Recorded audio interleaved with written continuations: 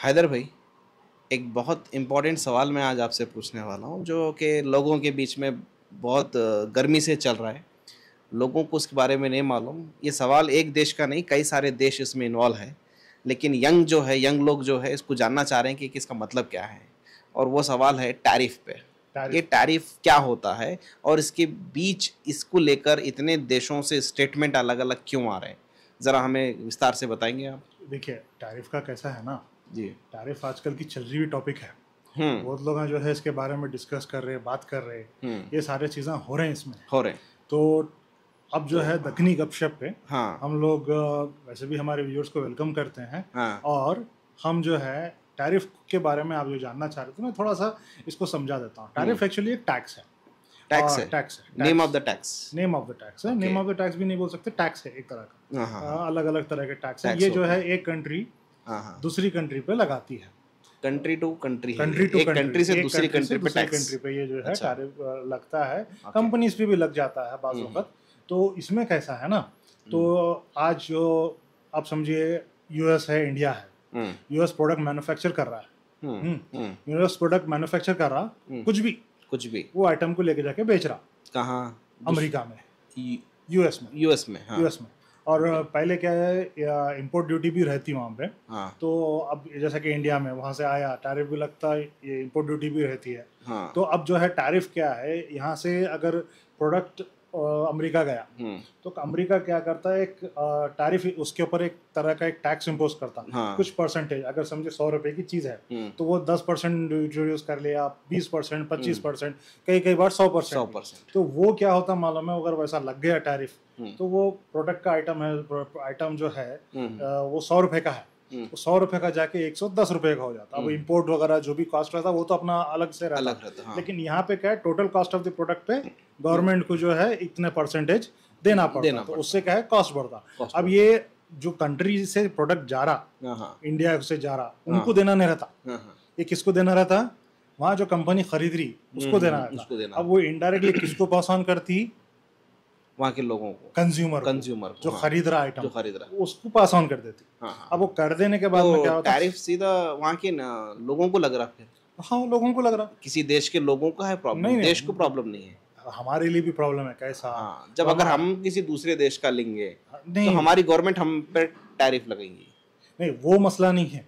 अब जैसे कि यहाँ से गया प्रोडक्ट और टैरिफ लग गया हमारे प्रोडक्ट पे, तो होता क्या, वहाँ पे भी वो प्रोडक्ट बनते होंगे, मिलते होंगे। तो उन्होंने क्या करते हैं मालूम है, वहाँ पे से जो सस्ता रहेगा वही लेंगे ना, वही लेते। तो वो लेने गए तो उन्होंने क्या करते हैं, हमारा आइटम नहीं लेते। क्यों?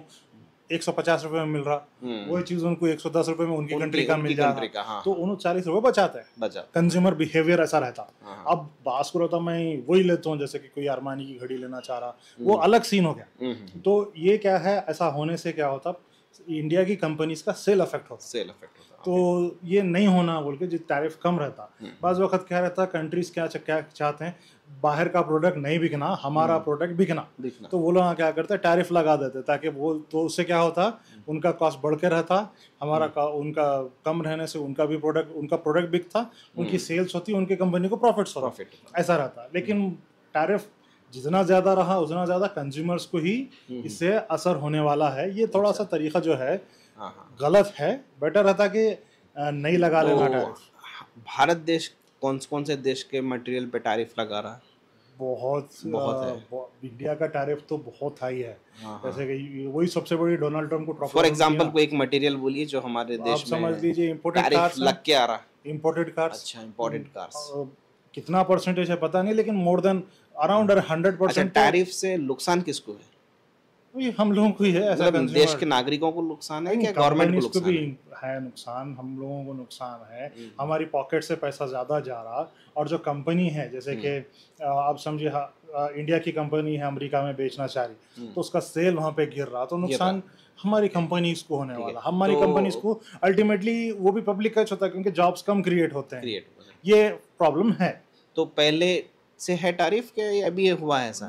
जब से फ्री वर्ल्ड बना तब से है। वर्ल्ड वॉर 2 तो पहले केस में अब किस में कुछ फर्क है कि नॉर्मल जब भी ऐसा ही था?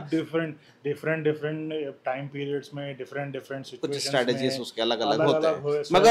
मगर अभी कुछ महीनों से इसका नाम हम पब्लिकली सुन रहे हैं क्योंकि पहले नहीं सुनते थे ऐसा, पहले नहीं सुनते थे। पहले खाली इंपोर्ट ड्यूटी का सुनते थे, गोल्ड पे इतनी इंपोर्ट ड्यूटी लगी, उस पे इतनी इंपोर्ट ड्यूटी लगी, ऐसा सुनते थे।